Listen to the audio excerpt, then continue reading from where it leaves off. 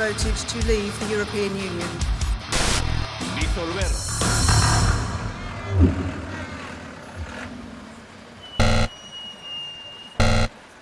Hola, soy Pedro Salinas y este es un nuevo capítulo de Lo que no se habla. El tema de hoy, Gustavo Gorriti. ¿Por qué Gustavo Gorriti? Porque la verdad que esta campaña estercolera y cacográfica, ¿no? Donde, por un lado, Expreso pergeña basura y media contra Gustavo Gorriti y algunos espacios de Willax regurgitan vómitos negros, inventando fábulas sobre Gustavo Gorriti.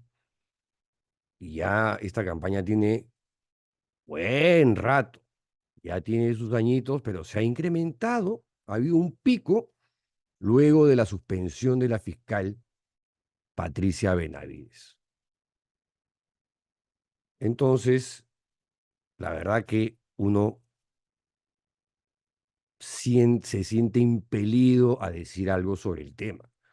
Yo sé que Gustavo Gorriti no necesita que lo defienda a nadie. Y no lo voy a defender, simplemente voy a recordar, porque he visto que hay mucho amnésico hoy por hoy, mucho amnésico, que necesitan su Memorex. Yo entiendo que muchas personas, probablemente los que tengan de 40 años para abajo, se queden con algunas ideas, de repente algo de eso es verdad, ¿no? O alimentan sus prejuicios creyéndose estas babosadas y estos embustes contra Gustavo Gorriti.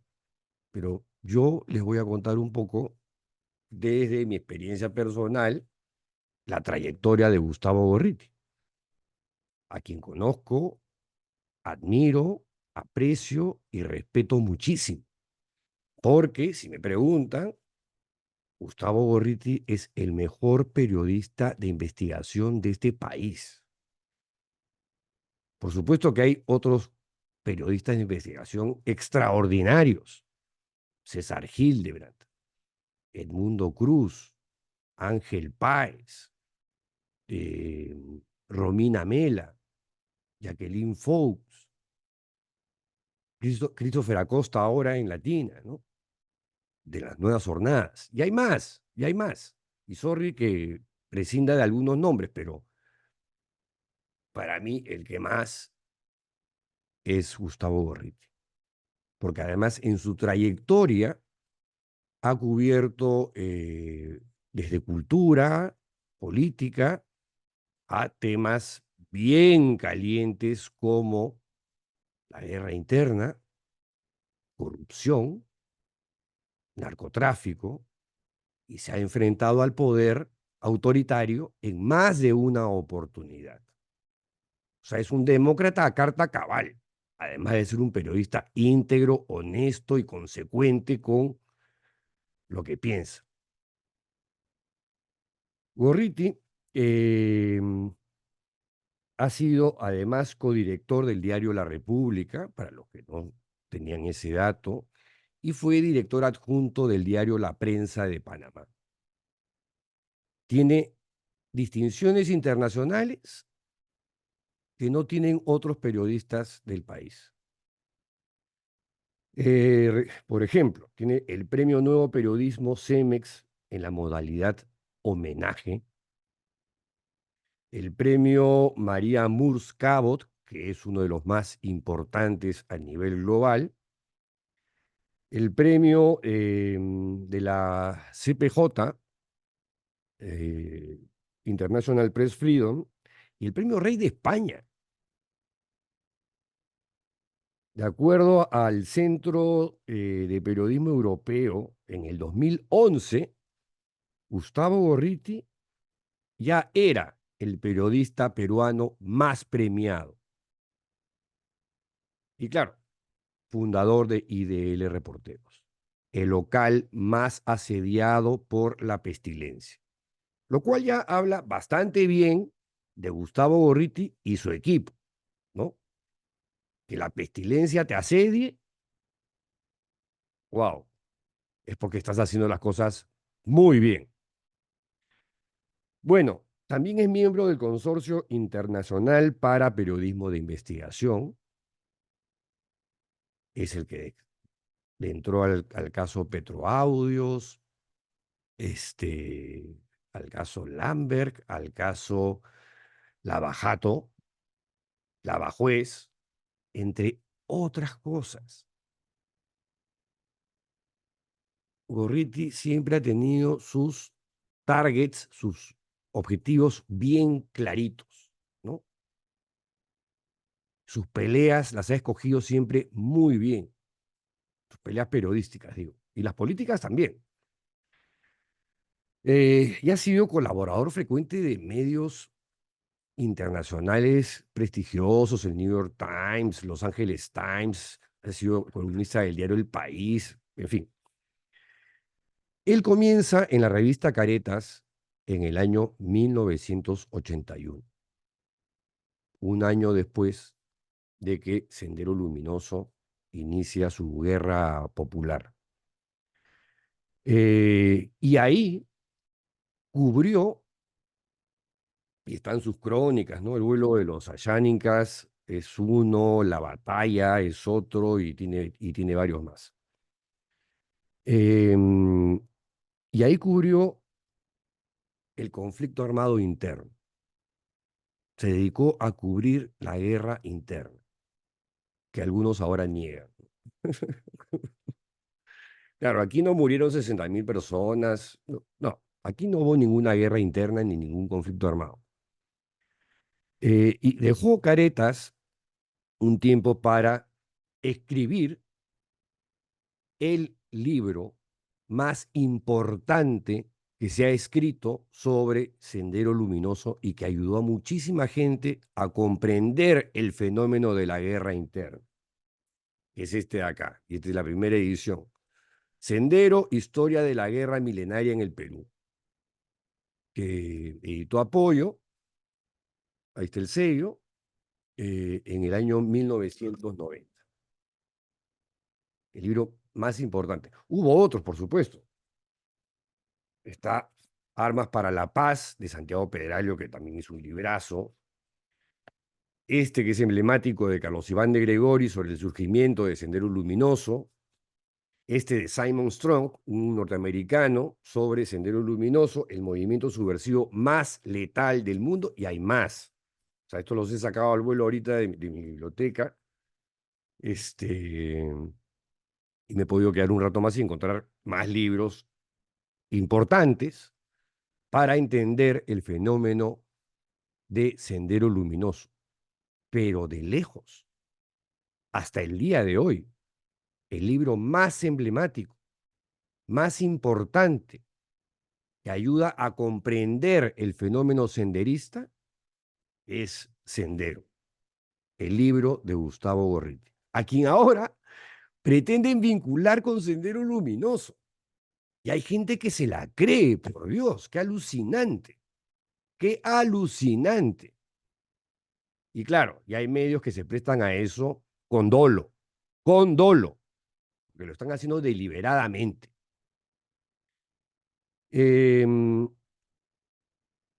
Gorriti deja Caretas para escribir justamente este libro, el de Sendero, Historia de la Guerra Milenaria en el Perú, en la Universidad de Harvard.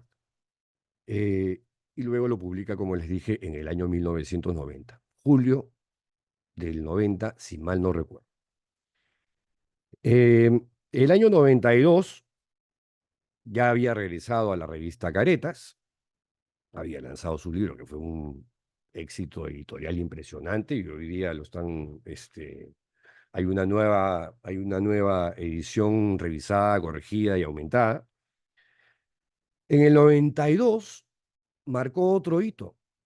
Fue el primer periodista que comenzó a investigar a Vladimiro Montesinos, alias Asesor. El primero. Es verdad que la revista Oiga había publicado algunas fotografías antiguas de Vladimiro Montesinos. Pero le sigue la, quien sigue la cola de la rata es Gustavo Gorriti. Es más, han salido especiales sobre Vladimiro Montesinos, escritos por Gustavo Gorriti. Después han habido otros que le han tratado de imitar y de seguir sin mucho éxito. Sacó, recuerdo en su momento, un especial en el diario La República de varias páginas, importantísimo, revelando mucha información que no se conocía sobre este asesor en la sombra. En abril de 1992, cuando se produce el zarpazo contra la democracia perpetrado por Alberto Fujimori el 5 de abril, en la madrugada del 6 de abril entran miembros del Servicio de Inteligencia Nacional a casa de Gorriti, armados, y se lo llevan a él y a su computadora.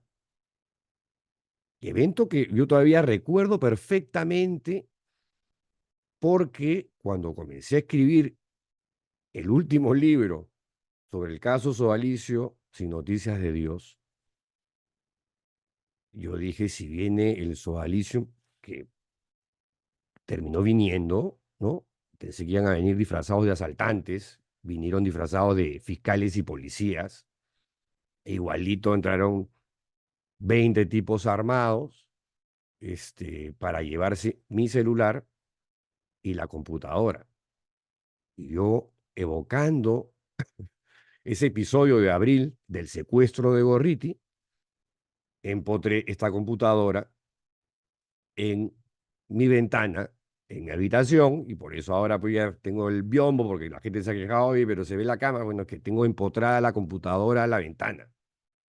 Y no se la pudieron llevar porque tenían que romper el muro con combas, y como le dije al fiscal, usted va a hacer eso y yo me voy a encargar de tomar una fotografía de sus destrozos y, y esa foto va a dar la vuelta al mundo porque no hay test de proporcionalidad en el allanamiento a mi casa porque yo no soy el Chapo Guzmán y nunca me dijeron por qué me estaban allanando la casa. Supuestamente era información reservada. Ahora ya se sabe que el sodalicio tenía operadores bancados, pagados para jodernos la vida a Paolo Gas, Danilo Vera y a mí. Pero ya, esa es otra historia. Seguimos con el caso de Gustavo Gorriti. Antes de que se llevaran a Gorriti, que suele adelantarse a los hechos, cuando sabe que está detrás de algo grande, y en este caso le caen a él porque es el primero que va tras los pasos de Vladimiro Montesinos. ¿O por qué creen que secuestraron a Gorriti y no a otro periodista? Por eso, porque Gustavo Gorriti tenía la información que conectaba a Montesinos con narcotraficantes. Pero en fin, eso están en los archivos de la revista Caretas y en otras publicaciones, por cierto. Gustavo había coordinado con Esther, su esposa, que en caso pasara una situación como esa, de riesgo, tenía Esther una lista de periodistas locales, extranjeros, ONGs, embajadas, para dar la voz de alerta y generar algún tipo de presión para que lo liberen a Gustavo Gorriti. Es más, yo recuerdo, en esa época yo estaba en Antena 1, una radio extinta, en un programa junto con César Lévano, y el 6 de abril decidimos desacatar la orden del gobierno de no hablar nada sobre el golpe de Estado y a través de unas tretas de la directora de la radio, Cecilia Laca, logramos meternos a la cabina con, no me acuerdo, el que manejaba el switcher y teníamos ahí gente armada fuera de la cabina Le dijimos que íbamos a tener una reunión y en Antena 1, mientras que nuestra radio vecina RPP, a la cabeza de Denis Vargas Marín, hablaba sobre lo mal calibrada que estaban las balanzas en los mercados de frutas. Porque es textual, textual. Nosotros entrevistábamos a Roberto Ramírez del Villar, que estaba con arresto domiciliario y era el presidente de la Cámara de Diputados. Entrevistábamos a Felipe Osterling, presidente de la Cámara de Senadores, arrestado en su domicilio. Denunciábamos la desaparición de algunos dirigentes de izquierda, que luego nos enteramos los habían llevado enmascarados a submarinos. Por supuesto, muchos amnésicos de Expreso y de Willax, y que no se me la den de chiquillos, no tienen menos de 40 años, ¿ah? Ya se olvidaron de todo eso. ¿Ah? ¿En serio? Bueno, otros sí salíamos ahí a denunciar. Y yo recuerdo haber hablado con Esther porque hay un momento entre el día del secuestro de Gorriti y su liberación en que el canciller de entonces de Fujimori, Augusto Blacker Miller, revela a la prensa que Gorriti ya había sido liberado ante la presión internacional, porque obviamente la Embajada de España, la Embajada de los Estados Unidos, organismos de derechos humanos, de libertad de prensa, lanzaron una serie de alertas y comunicados, y entonces había que liberar a Gorriti. Ojo, no fue el único secuestrado, además de Samuel Dyer. También se llevaron a 18 periodistas de Radio Red, otra radio inexistente. Y en Antena 1 se llevaron también al gerente general y al gerente comercial. Y luego fueron por Lévano y por mí. Por suerte nosotros ya no estábamos en la radio. O sea, pero claro, lo de Gorriti fue mucho más resonante e impactante, y por la forma agresivísima en la que entraron a su casa, ¿no? Pero fue más que un allanamiento, fue un asalto por los muros de la casa. Y Gorriti tenía unos perros bien bravos, ¿ah? Pero que los tuvo que meterlos en su canil para evitar que alguno de gatillo fácil, de dedo rápido, dedito nervioso, jalar el gatillo, ¿no? Y hubiesen incidentes con la familia de Gustavo Gorriti. Recuerdo haber hablado con Esther, creo, sobre este asunto de las declaraciones de Blacker Miller. Porque cuando dice eso, y yo recuerdo, si no fue Esther, alguien cercano a Gustavo, me dijo, pero Gustavo no ha regresado todavía. Gustavo no está en la casa. Entonces, ¿qué hay? Ese momento, de verdad que fue un momento sumamente tenso, claro, conocido en el ámbito periodístico, pero lo cierto es que pasó eso. El canciller anuncia la liberación de Gorriti y a Gorriti nadie sabía dónde estaba. Y se pensó lo peor, porque se pensó lo peor. Y apareció luego en su casa hacia finales de la tarde. Yo fui uno de los tantos periodistas que estuve ahí con la prensa extranjera y local. Eh, la prensa estaba ahí, digamos, y Gorriti había sido liberado media hora antes y ya estaba opinando enérgicamente sobre esa arbitrariedad. Pero claro, los amnésicos también han olvidado eso, ¿no? ¿Por qué secuestraron a Gustavo Gorriti? Es más, una de las sentencias contra Alberto Fujimori tiene que ver con el secuestro de Gustavo Gorriti. Otra de las sentencias contra Vladimiro Montesinos tiene que ver con el secuestro de Gustavo Gorriti. Y aún así hay gente que defiende la barbarie de Fujimori, el desastre de su régimen autoritario, arbitrario y represivo. Bueno, Gorriti fue llevado al cuartel general del Ejército del Perú y lo metieron en uno de los sótanos y ahí estuvo 2 días. 2 días.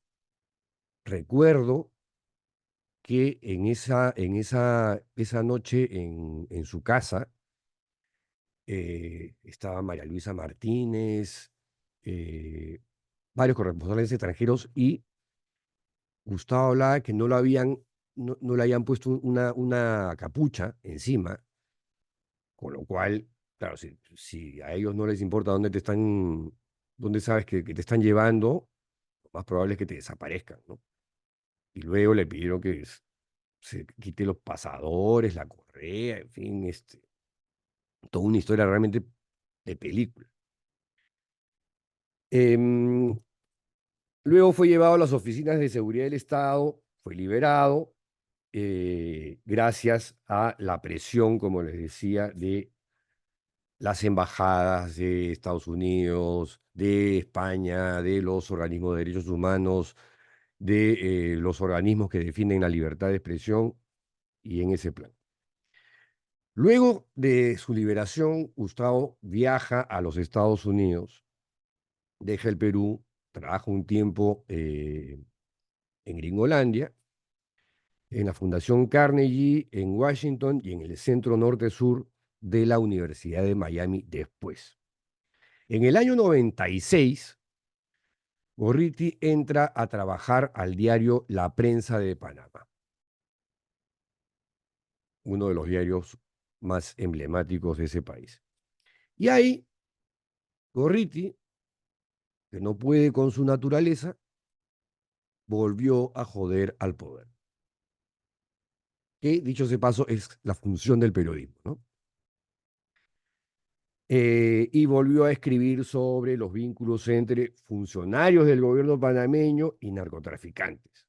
Y una vez más fue objeto de amenazas y persecuciones. En el año 96 denunció que un banco que había quebrado recientemente había estado blanqueando dinero para el cartel colombiano de Cali.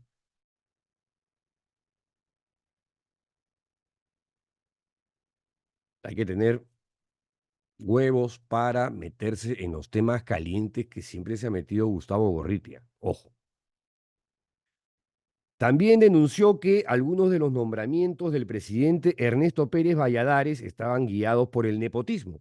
Y en el 97 se hizo especialmente conocido en Panamá por denunciar que un agente del cartel de Cali había aportado $51.000 a la campaña presidencial de Pérez Valladares, el presidente de Panamá. Y cuando expiró su visado de trabajo, el gobierno dijo, ya, esta es la nuestra, no se lo renueves. Y con esto lo obligamos a que se regrese a su país o lo expulsamos. Y eso intentó hacer el gobierno panameño. Y Gorriti se atrincheró en las oficinas de la prensa de Panamá, eh, y consiguió retrasar su expulsión gracias a un aplazamiento concedido por el Tribunal Supremo panameño, ¿no? Y ahí, por supuesto, intervinieron también America's Watch, el Comité para la Protección de los Periodistas, el CPJ, que emitieron declaraciones, pronunciamientos, comunicados a favor de Gustavo Gorriti. También se pronunció el novelista británico John le Carré. Y por cierto, nuestro Nobel, que todavía no era Nobel, Mario Vargas Llosa. Estados Unidos incluyó el caso en el expediente de la Comisión Interamericana de Derechos Humanos de la OEA. O sea, fue un escandalazo. Porque Gorriti, donde está Gorriti, en el Perú o en Panamá, pasan cosas y se destapan cloacas y salen las cucarachas y las ratas. Es un especialista en comprarse pleitos, Gustavo Gorriti. Y lo que yo respeto y admiro en él es que no se detiene ante el riesgo. Asume que parte de la responsabilidad y del riesgo de un periodista de investigación es que te puedan abatir. O sea, que te maten, ¿no? Si no quedó claro. Em, bueno, en el año 2000, después del evento de Panamá, se toma una licencia, anuncia públicamente que va a dejar de hacer, de hacer periodismo por un tiempo para apoyar la campaña por la recuperación de la democracia. Y una vez que gana Alejandro Toledo, Gorriti vuelve al ejercicio periodístico y deja la política y deja cualquier tipo de relación con el gobierno y no es un periodista complaciente. O ya se olvidaron también de eso los amnésicos. Eh, bueno, ya más tarde hay más cosas que contar, por supuesto, sobre la trayectoria profesional e intachable e impecable y corajuda de Gustavo Gorriti. Pero para irla haciendo un poquito más corta, hay hasta el congresista Héctor Becerril, ¿no es cierto? El fujimorismo que lo odia, lo detesta a muerte, ¿no? Lo odia con odio jarocho a Gustavo Gorriti. Héctor Becerril lo responsabilizó de la muerte de Alan García como si Gorriti hubiese apretado el gatillo. Bueno, ya, Becerril, pues, ¿no? Becerril. Además de Sendero, Historia de la Guerra Milenaria en el Perú, tiene La Calavera en Negro, que es un libro buenazo, cortito pero buenazo. La Batalla, Petroaudios, y El vuelo de los Ayáninca, que es que tengo todos, pero como les digo, los tengo un poquito ahorita movidos y dije ya, me traje los que encontré nada más. Bueno, la cuestión es que, dicho todo esto, se desarrolló, se viene desarrollando, mejor dicho, una campaña de desinformación muy, muy grande contra Gustavo Gorriti, fabulando cosas, diciendo embustes, repitiendo de manera iterativa mentira tras mentira para que al repetirla haya gente que diga, bueno, esto es una verdad. Y no es verdad, pues, por más veces que la repitas. Esta campaña de desinformación sobre Gustavo Gorriti ha llegado ya a niveles inauditos. Y como les decía al inicio, el mayor pico se ha dado con la suspensión de la fiscal Patricia Benavides. O sea, como que se hubiese reactivado y acelerado y, vamos a decirle todo a Gorriti, algo se creerá a la gente. Como digo, los desinformados, menores de 40 años, eh, gente de grupos políticos como de la ultraderecha, del fujimorismo, de López Aliaga, ¿sí? Y por supuesto, gente de medios que forman parte de este ecosistema, como Expreso y varios espacios de Willax. En esta campaña se pretende, por ejemplo, a vincular la designación del nuevo fiscal Juan Carlos Villena, como que Gorriti lo ha puesto ahí. ¿No? Es versión de estos medios desinformadores y calumniosos y difamadores. ¿Alguien le ha preguntado a Juan Carlos Villena si conoce a Gustavo Gorriti? ¿O alguien le ha preguntado a Gustavo Gorriti si conoce al fiscal Villena? No. Y si le preguntan, van a decir que no se conocen. Uno sabrá quién es el otro. porque son dos personajes públicos, pero que Gorriti lo ha puesto ahí, por Dios. Hay que ser bien caradura, bien conchudo, bien cínico para soltar una cosa así. Pero bueno, esa es una de las cosas que están diciendo. También han cuestionado la labor que cumplió como director asociado del diario La Prensa, ¿no? Porque como les comenté, Gorriti se compró una serie de pleitos por meterse con el poder, por joder al gobierno, por sacar investigaciones rigurosas, confirmadas, contrastadas, corroboradas, constatadas, eh, y eso genera una presión por parte del gobierno para que Gorriti se vaya de Panamá. Pero también le han inventado toda una historia de que Gorriti fue expulsado por cosas irregulares que hizo en Panamá. Mentira, mentira. Allá lo que se la creen, ¿no? Pero mentira. Eh, También lo presentan como si estuviera a favor de Odebrecht, cuando él lo que, por una entrevista que da, cuando él lo que defiende es la figura de la colaboración eficaz y que empresas como Odebrecht, cualquiera que participe en una cosa así, obviamente, si sale, no digo incólume, porque va a salir reputacionalmente bien manchada, pero si sigue adelante, por más que se cambie de nombre, esa empresa va a triplicar o quintuplicar sus protocolos y estándares de ética y rendición de cuentas y cosas por el estilo, para no recaer en lo mismo, ¿no? Pero bueno, todo esto, por cierto, agarran una cosita de acá y la transforman en otra cosota, que no tiene nada que ver con la verdad, que no tiene nada que ver con la realidad, ni con nada cierto. O sea, todo sin ningún fundamento, ni evidencia, ni prueba alguna. Lo sueltan así nomás. Ya la última, esto de vincularlo con el terrorismo, yo dije, no, ya saben que todo tiene un límite. Como dije, nadie, Gorriti no necesita que lo defienda nadie, pero, sorry, a mí estas cosas me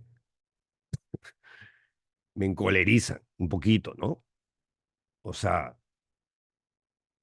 recibir una campaña constante de caca con ventilador, estercolera por donde se le mire, nacida de las cloacas de la ultraderecha y sus satélites mediáticos, no, las cosas como son.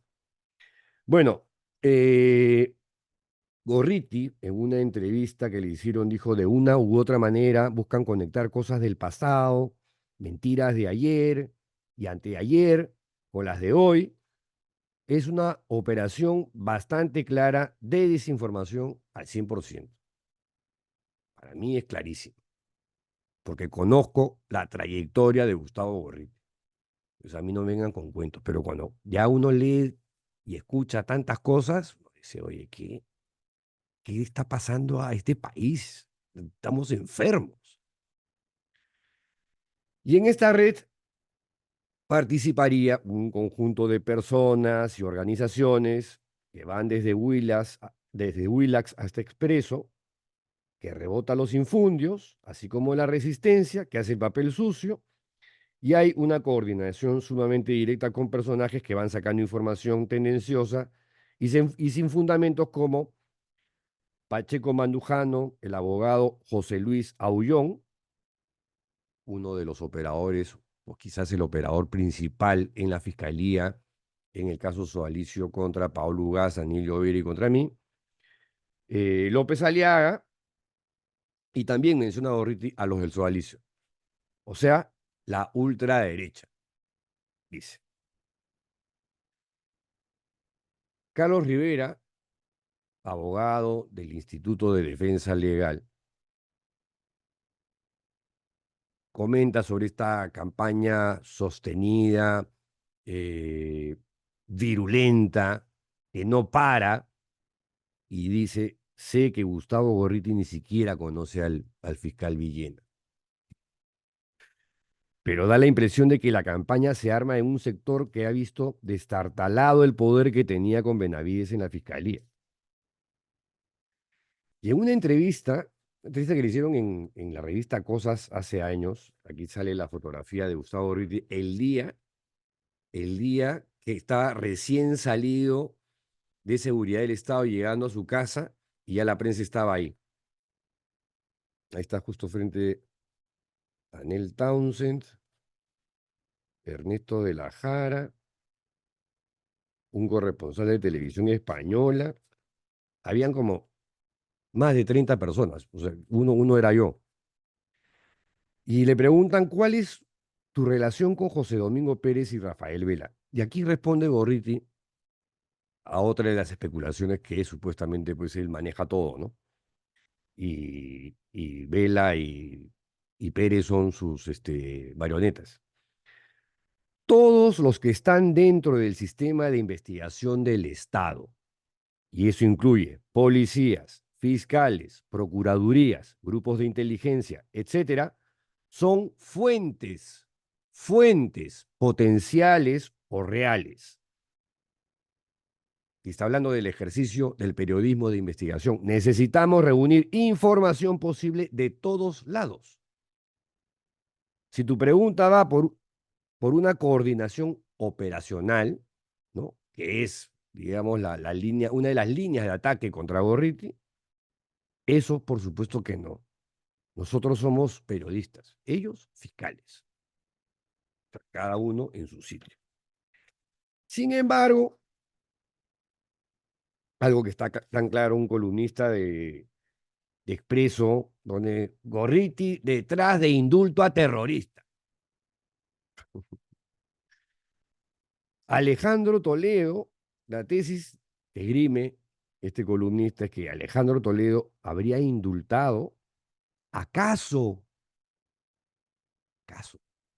acaso por influencia de la eminencia gris del Toledato, Gustavo Gorriti? Gustavo Gorriti no tenía nada que hacer en el gobierno de Alejandro Toledo. ¿Apoyó la campaña? Sí. No hacía periodismo en esa época, ganó Toledo y dejó todo, volvió al periodismo. Y no tuvo nada que ver con el gobierno de Toledo.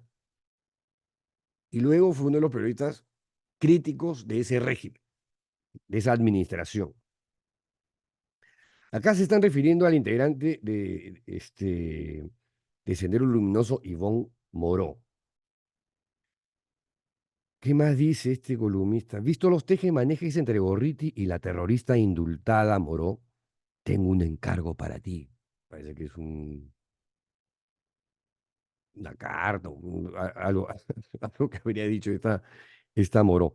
Es posible que Gustavo Gorriti influyera en Toledo, es posible que influyera en Toledo para que indulte a su amiga de infancia y redenta terrorista de Sendero Luminoso y adoradora de Abimael. El Poder Judicial debería analizar el indulto a Moró Cabrera y el Ministerio Público investigar la participación, que la ponen entre comillas, de Gorriti en este sospechosísimo, por tanto, indulto a una amiga y confidente terrorista. Ya, digamos que la conocía, tenía el vínculo.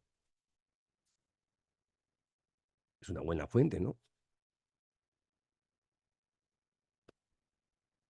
Y es un columnista de Expreso, alguien que supuestamente debería saber algo de periodismo.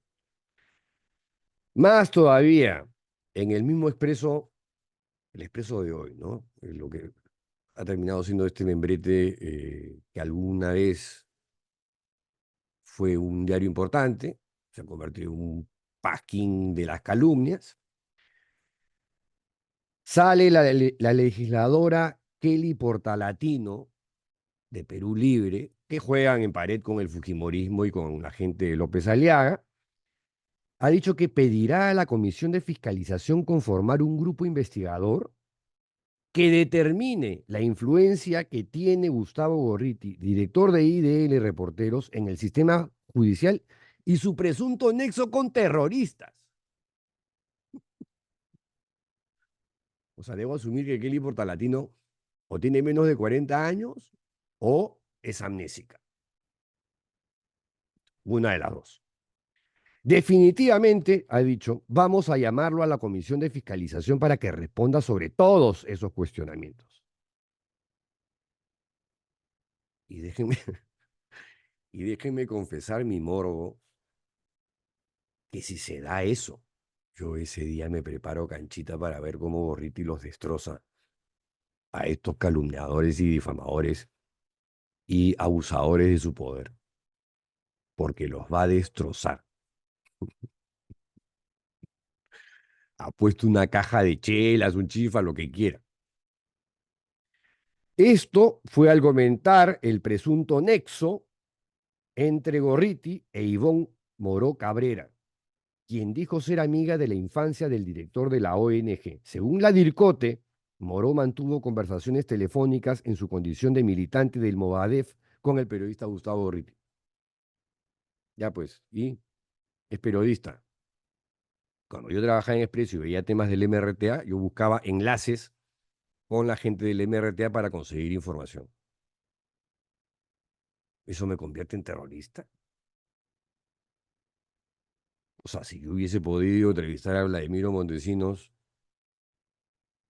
y me hubieran dicho, oye, pero ¿te interesa entrevistar? Por supuesto. Claro que me interesa. O sea, eso me hace amigo de Vladimiro Montesinos.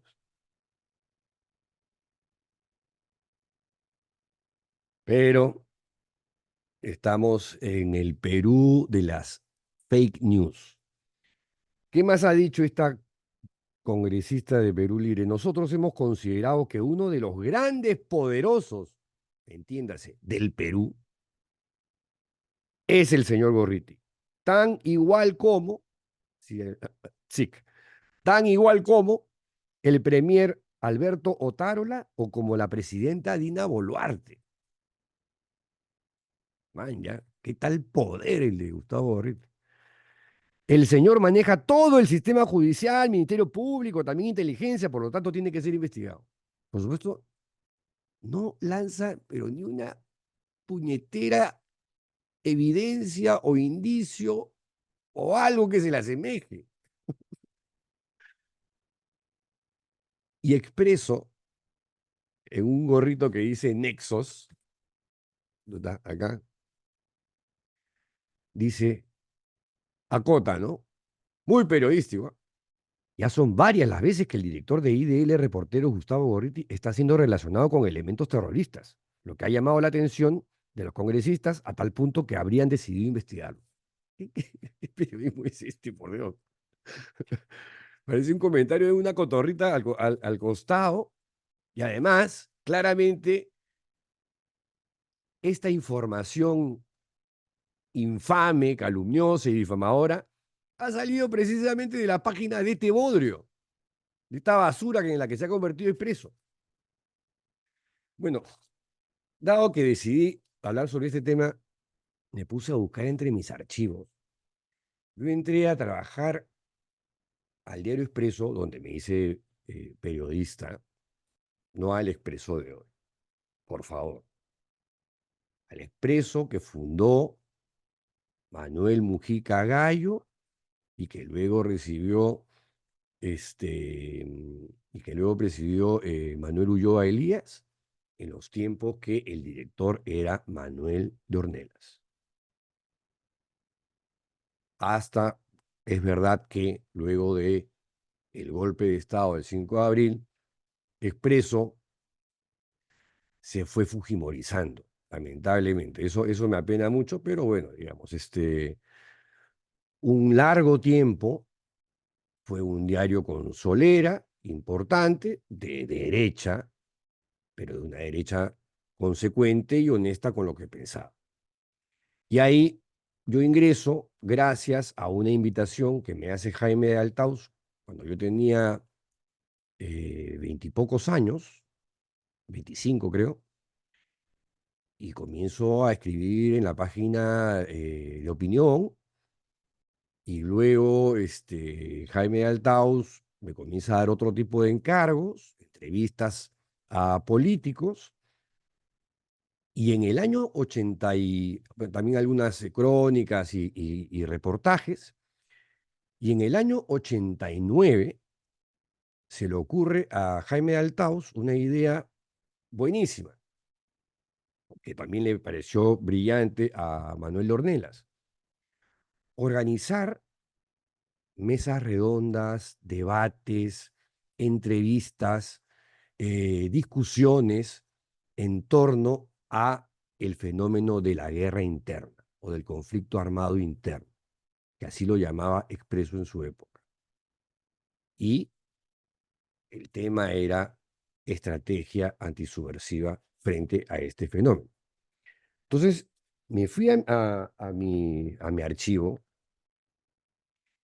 y miren todo lo que se publicó. Todo esto lo publicamos con Jaime de Altaus entre 1989 y 1991. Y acá hay entrevistas a civiles y militares, a policías, a políticos, abogados especialistas, muchos especialistas norteamericanos que seguían el fenómeno de Sendero Luminoso. En fin, o sea, de verdad que fue un chambón que yo hasta el día de hoy me siento muy satisfecho con ese trabajo. ¿Y qué creen? El principal referente, tanto para Jaime de Altaus como para mí, era Gustavo Gorriti.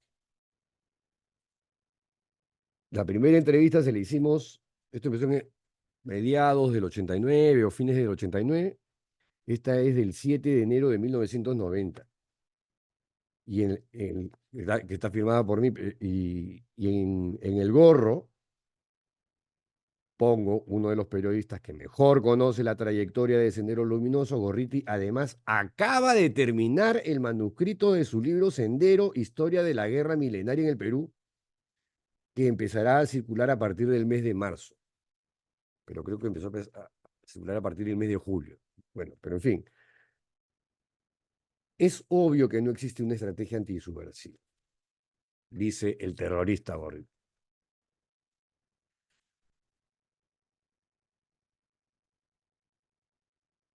Noviembre del 90, la guerra contra el insurgente debe dirigirla un civil. Gustavo Gorriti, en una entrevista larga que salió en 2 partes, que feas eran las diagramaciones, ¿no? Pero tremendos adanones, pero miren el espacio que le dábamos a Gorriti, porque su opinión era súper importante para nosotros. También la de Carlos Tapia, gente de la izquierda, que nunca discriminamos. Otra, con tono profético: tribunales militares erosionarían el proceso democrático. Y acá cita a Robert Thompson y dice: juicios in cámara, ley marcial y tribunales militares nunca pueden ser satisfactoriamente justificados. Constituyen una admisión tácita de que el gobierno responsable ha colapsado. Todo esto porque Gorriti había planteado en su momento tribunales especiales con jueces calificados, debidamente preparados, bien remunerados, con seguridad, tomando como ejemplo el caso de los magistrados italianos en la lucha contra las Brigadas Rojas. Más, marzo del 91, la guerra interna, doctrinas contra insurgentes. O sea, para que vean el nivel de erudición, si cabe, que tenían Gorriti. También, por supuesto, estaba Enrique Obando, Santiago Pedraglio, entre mucha gente más. Esto realmente fue un trabajo titánico, pero Gorriti siempre fue nuestro referente porque era el que mejor conocía la naturaleza de Sendero Luminoso y cómo se había enfrentado grupos insurgentes como este en otros lugares. Entonces hablaba sobre la doctrina británica y francesa, me acuerdo que era parte del debate de la época. Algunos casos exitosos de guerra contra insurgentes. Acá salen justo Enrique Obando y Carlos Tapia y Rosa María Santisteban. Con fotos de un recinto en Expreso donde hacíamos las mesas redondas. Y no había aire acondicionado, me acuerdo. Y le damos espacios, páginas completas. Guerra interna y democracia. Esto fue publicado en la revista Defensa, pero claro, Expreso, este Expreso, no la basura que circula hoy, este Expreso tenía una circulación súper importante. La segunda parte, página completa. El papel de la ley contra la subversión. Otra mesa redonda del 91.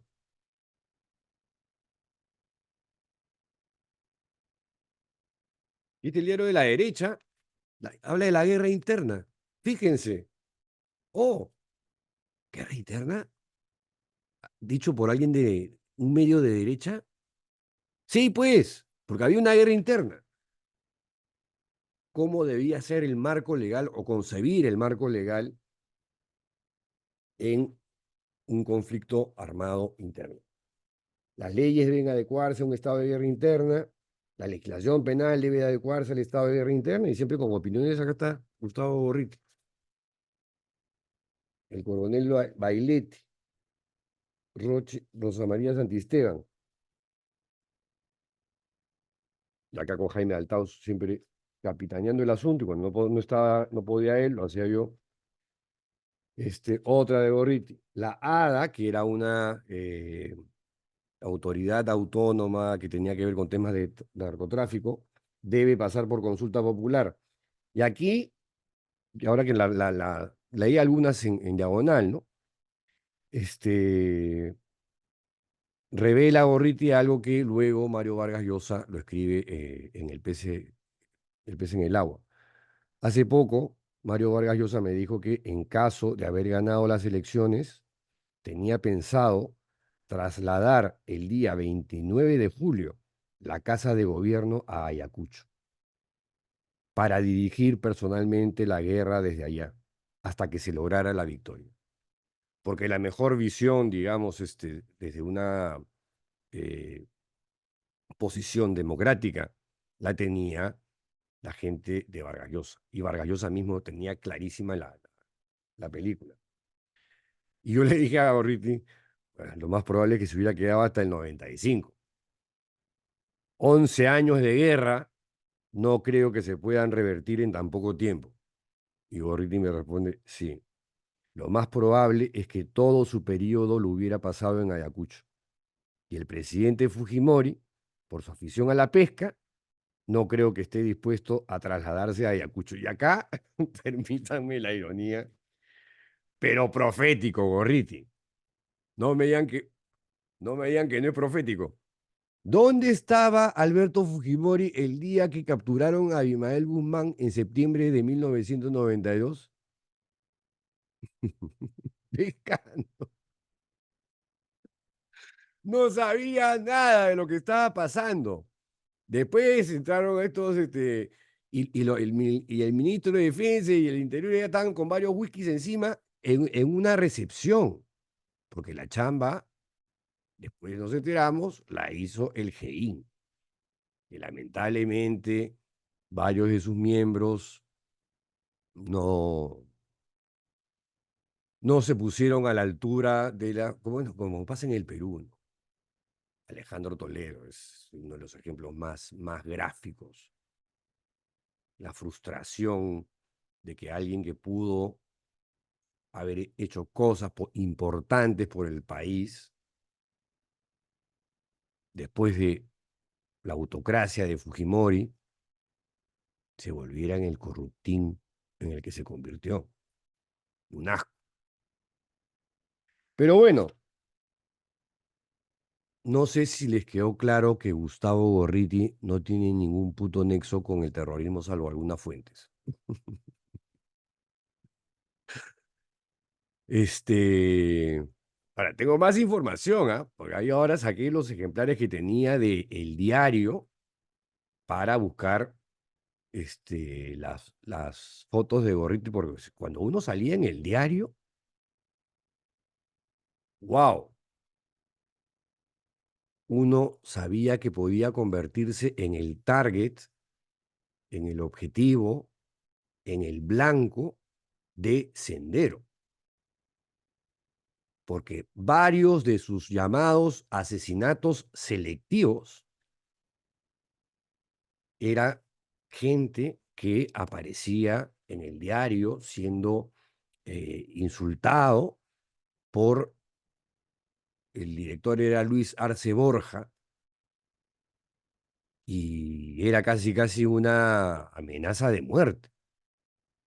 Y ahí yo me acuerdo que salía Carlos Tapia, creo que Pedraglio también sale en alguna ocasión. Y hay que decir también que se ensañaban particularmente contra dirigentes de izquierda. La izquierda tiene una buena cantidad de mártires durante la guerra interna, eso también hay que decirlo, ¿no? Y recordarlo. Bueno, entonces, para los menores de 40 y los de mis contemporáneos, que algo les ha pasado porque de pronto se volvieron amnésicos y uno de los principales eh, peleadores, guerreros contra la subversión armada, que daba la cara y decía cosas muy fuertes en estas entrevistas y mesas redondas y donde era convocado, esa persona se llama Gustavo Gorriti. ¿Cómo así hoy por hoy se convirtió en terrorista? Y además maneja, como dice esta Portalatino de Perú Libre, y además supuestamente tiene tanto poder como Dina Boluarte. No jodan, pues. Por favor, un poquito de seriedad. Un poquito de seriedad. Realmente el daño que le están haciendo al periodismo, estos cacógrafos de Expreso y esas lagartijas de Willax, es un daño grande, ¿ah? Pero en fin, parece que les importara un pepino y más les importara la quincena que otra cosa, ¿no? Bueno, llegamos hasta aquí nomás. Nos encontramos o nos reencontramos en la siguiente videocolumna de Lo que no se habla. ¡Chao!